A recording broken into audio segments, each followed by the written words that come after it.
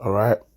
First of all, most of them say all praises be to Yahweh Ba'Shem, Yahweh Shai Ba'Shem Rakah Kodash. Then I'm going to say double honors to the apostles and the elders of great most and shalom to the sincere elect, teaching the truth and faith and sincerity.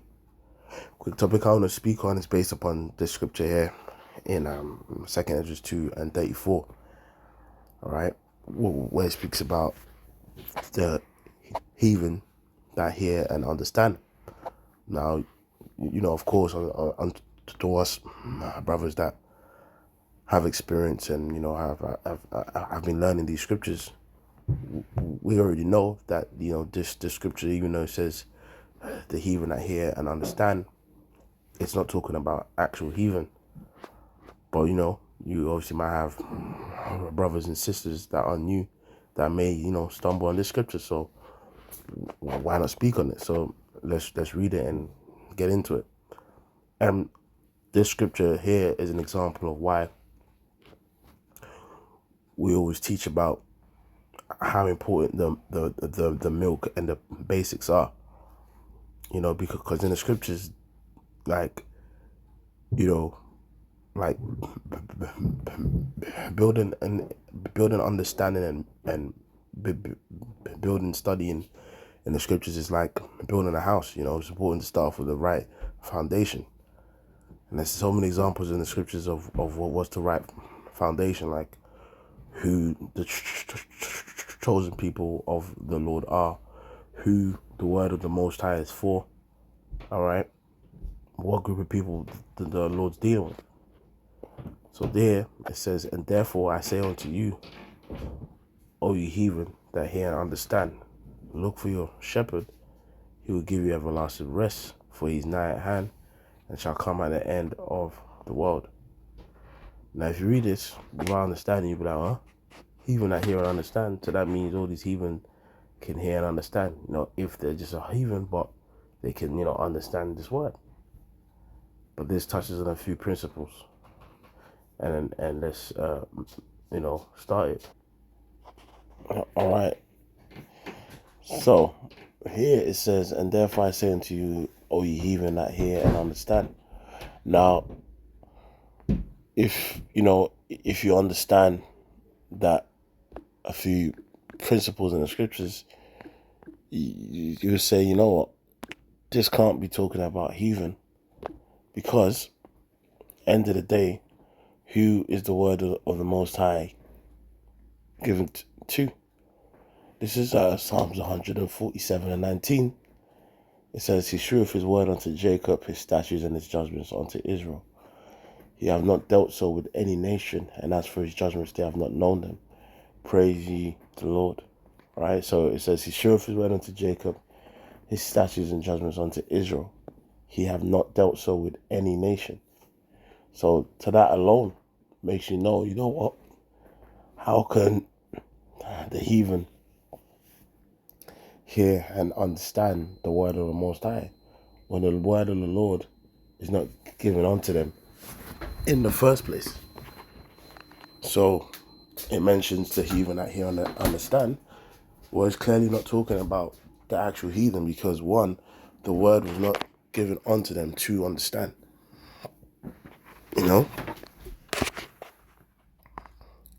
And like scripture speaks about how Israel have not obtained that which is seeking for, but the election have obtained it, and the rest were blinded. So even amongst the nation of Israel, not all of our people can actually receive it and understand this word. But somehow in this verse, actual heathen are going to hear this word and understand it and receive salvation. It doesn't fit the narrative of the scriptures. The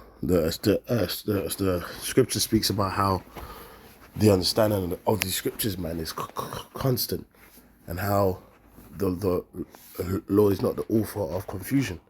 There's so many scriptures on these heathen being seen as nothing.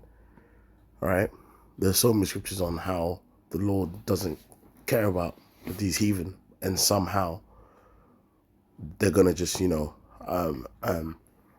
just hear and understand these scriptures and receive salvation. It don't make sense. So it says, he showeth his word unto Jacob, his statutes and judgments unto Israel. He have not dealt so with any nation, and as for his judgments, they have not known them. Praise ye the Lord. You see?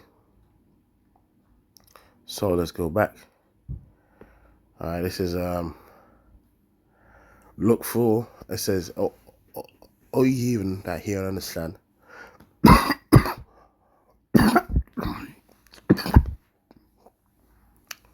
look for your shepherd, and he shall give you everlasting rest." So even there, so who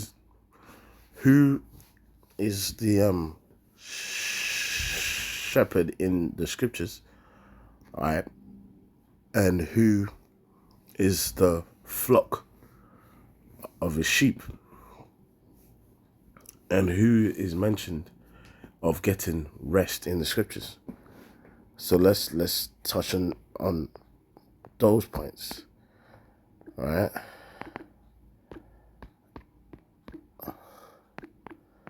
All right. Remember, the Lord said, all right, Matthew 15 and 24. All right. He says, but he answered and said, I am not sent but unto the lost sheep of the house of Israel. You see? So the lost sheep of the house of Israel, right, is what, you know, it proves that the flock, all right, is the Israelite. Now the sheep might, you know, get lost and go into whatever field and, you know, be among another field, right? But when they eventually hear the voice of their shepherd, they will obviously turn back, you know, and come from their lost state back to the shepherd, man. You see? So the lost sheep of the house of Israel, man. And in the context of this story, this lady here, man, is an Israelite. You know? So Matthew 10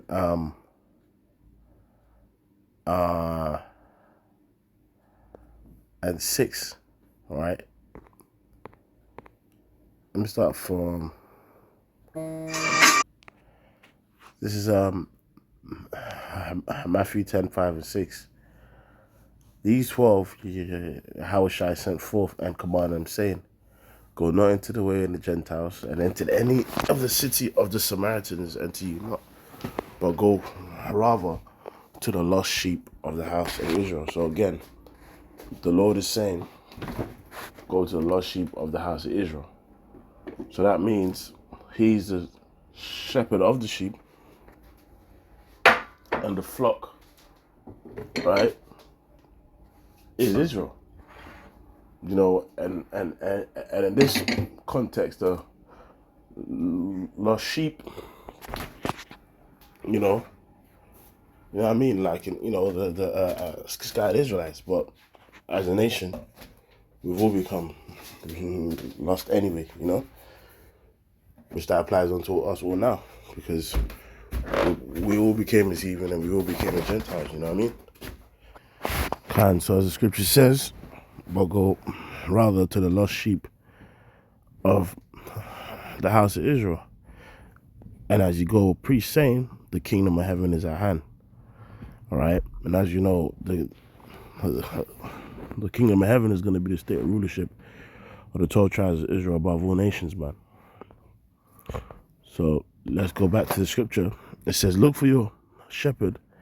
He shall give you everlasting rest. So what is the rest, right?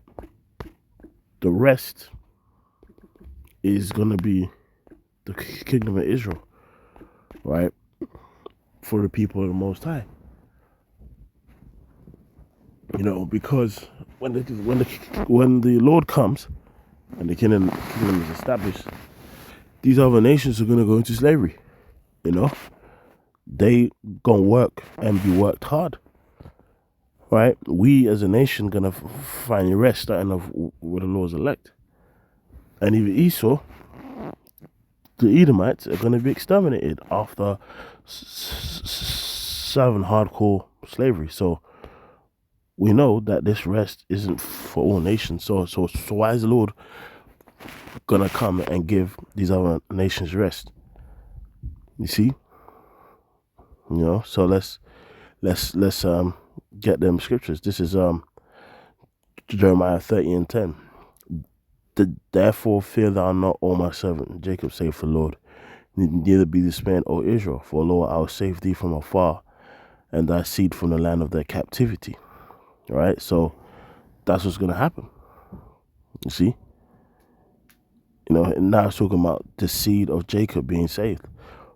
It says, neither be dismayed, O Israel, for lo, I will save thee from afar, and thy seed, see, the seed from the land of their captivity. And Jacob shall return and shall be in rest and be quiet, and none shall make him afraid. Right? So and Jacob shall return and shall be in rest and be quiet, and none shall make him afraid, man. You see?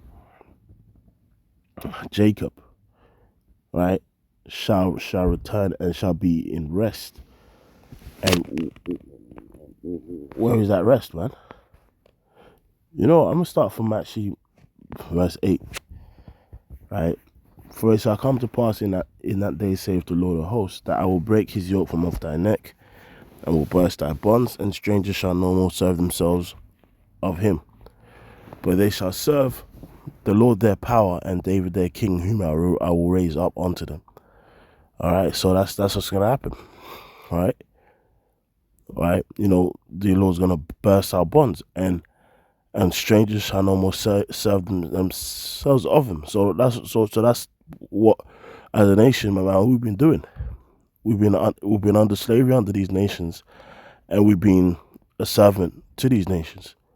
But the Lord is saying he's going to burst our bonds, right, to take us out from these captivities that we're in, and we're no more going to be servants unto the actual heathen. So again, that proves that the heathen that hear and understand is not talking about actual heathen, because in this context, Jacob is going to return and be in rest, all right, and we're no longer going to be servants under the actual heathen, but they shall serve the Lord their God, and David their king, whom I raise up unto them. So King David's going to be come back and be reestablished.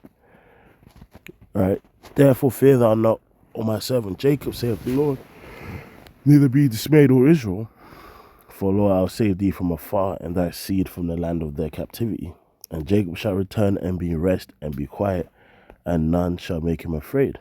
For I am with thee to save thee, that I will make a full end of the nations where I scattered thee. See, we've been scattered. All right? That's why the apostle Paul spoke about ye were Gentiles carried away unto idols, even as you were led. All right? You were Gentiles because you was in a Gentile state of mind. All right? I will not make a full end of thee, but I will correct you. Pardon me. In measure, and will not leave thee altogether unpunished. You see? And it says that, let me read it as well in Jeremiah 46. But fear thou not, O my servant Jacob, nor be dismayed, O Israel, for lo, I will save thee from afar, and thy seed from the land of their captivity. And Jacob shall return, and shall be in rest and at ease, and none shall make him afraid. You see? You know?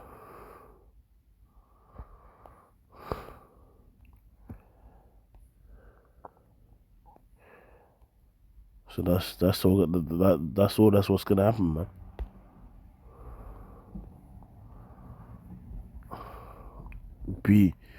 This is second Ezra 2:34. be ready to do the reward of the kingdom, for the everlasting light shall shine upon you forevermore. You see? So it says, be ready to the reward of the kingdom, for the everlasting light shall shine upon you forevermore. All right, so now it's saying, it's talking about the heathen that hear and understand, them being at rest, and saying, be ready for the reward of the kingdom. Now, again, if you know the scriptures, you'll be like, huh? If it's talking about the heathen, the actual heathen, it is saying that the Lord is going to come back and reward, right, the kingdom to actual heathen? Of course not. But that's why it's important to learn the milk scriptures. And one of the milk points in the scriptures is that the kingdom is for the Israelites. This is Daniel 7:18. But the saints of the Most High shall take the kingdom and possess the kingdom forever, even and ever and ever. And again, who are the saints? Psalms 50:5. Gather my saints together unto me, those who have made a covenant with me by sacrifice. And who made a covenant with the Lord by sacrifice? The Israelites. Exodus, the 24th chapter, goes into the blood of the covenant when it's physically sprinkled upon the people. You see? Then you got the Psalms 148:14. He also exalteth the horn of his people, the praise of all his saints, even of the children of Israel, a people near unto him, praise ye the Lord. See? So the saints of the Israelites. All right, so let's go back to the saints of the Most High. Pardon me. The saints of the Most High shall take the kingdom and possess the kingdom forever and even ever and ever. And then you go to Daniel, the 7th chapter, and the 27th verse. And the kingdom and dominion and the greatness of the kingdom under the whole heaven shall be given to the people of the saints of the Most High. So who are the saints of the Most High? The people of the saints of the Most High. And the kingdom and dominion and greatness of the kingdom under the whole heaven shall be given to the people of the saints of the Most High, whose kingdom is an everlasting kingdom, and all dominion shall serve and obey him. So that means the kingdom of heaven is going to be established. It's going to be given to the people of the saints of the Most High, which we know are the saints of the Israelites, whose kingdom is an everlasting kingdom, and all dominion shall serve and obey him, because the other nations are going to be serving us, as slaves in the kingdom of heaven. So that's how you know that verse, that you hear and understand, are really talking about scattered Israelites being called from among these nations to this word, man. The scripture speaks about gathering Jacob from the east to the west by the word of the Holy One. Jeremiah 30:16. Therefore, all they that devour thee shall be devoured, and all thine adversaries, every one of them shall go into captivity, and they that spoil shall be a spoil, and all that prey upon thee will I give for a prey.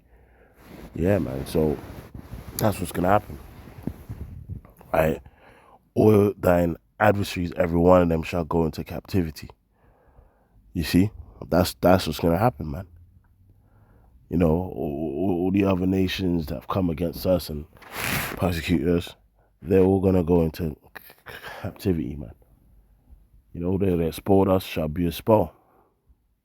You see?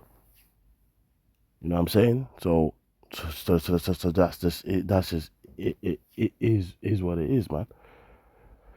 So yeah, hopefully that gives understanding on that verse. Hopefully this was an edifying video for you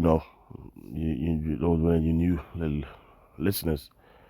But that scripture is a great example of why the milk is important, because if you build that foundation in the understanding, you know that